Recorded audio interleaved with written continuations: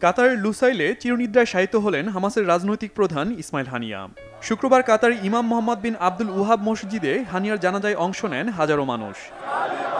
পরে লুসাইলের একটি কবরস্থানে তাকে সমাহিত করা হয়।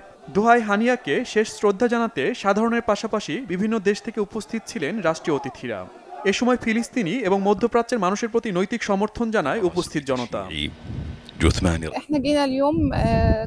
আমরা আজ এখানে এসেছি ফিলিস্তিনি জনগণ এবং আরব জনগণকে নৈতিক সমর্থন দিতে, হানিয়াকে বিদায় জানাতে।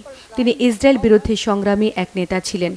ইসমাইল হানিয়া ফিলিস্তিনি জনগণের জন্য নিবেদিত প্রাণ ছিলেন। তার বিদায়ে আমরা দুঃখ প্রকাশের ভাষা খুঁজে পাচ্ছি না।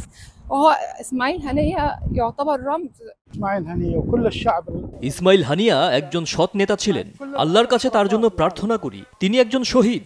আমরা তার দেখানো পথে চলতে চাই। আমি আশা করি খুব দ্রুত ফিলিস্তিনিদের বিজয় হবে। ইনশাআল্লাহ বিজয় সন্নিকটে। এছাড়া জানাজা এবং দাফনে উপস্থিত ছিলেন হানিয়ার পরিবারের সদস্য এবং ফিলিস্তিনি রাজনৈতিক দলগুলোর নেতারা। হামাস প্রধান ইসমাইল হানিয়ার বিদায় ঘিরে দোহায় কঠোর নিরাপত্তা ব্যবস্থা জোরদার করে কাতার কর্তৃপক্ষ। আমি এখানে জুম্মা এবং ইসমাইল হানিয়ার জানাজায় অংশ নিতে এসেছি। তিনি খুব ভালো মানুষ ছিলেন। যখন আমি শুনলাম হানিয়া মারা গেছেন, তখন আমার মনে হচ্ছিল আমাদের পরিবারের সদস্য হারিয়েছি। হানিয়া ফিলিস্তিনি জনগণের জন্য লড়াই করেছেন। এদিকে হানিয়ার সম্মানে শুক্রবার একদিনের শোক ঘোষণা করে তুরস্ক ও পাকিস্তান। তুরস্কের প্রেসিডেন্ট রিসেপ তাইপ এরদোয়ান ফিলিস্তিনি ভাই বোনদের প্রতি সংহতি জানাতে এই শোক ঘোষণা করেন। এর আগে গেল বুধবার ইরানের রাজধানী তেহরানে হানিয়াকে হত্যা করা হয়। শহীদ আরাফাত, বাংলাভিশন নিউজ ডেস্ক।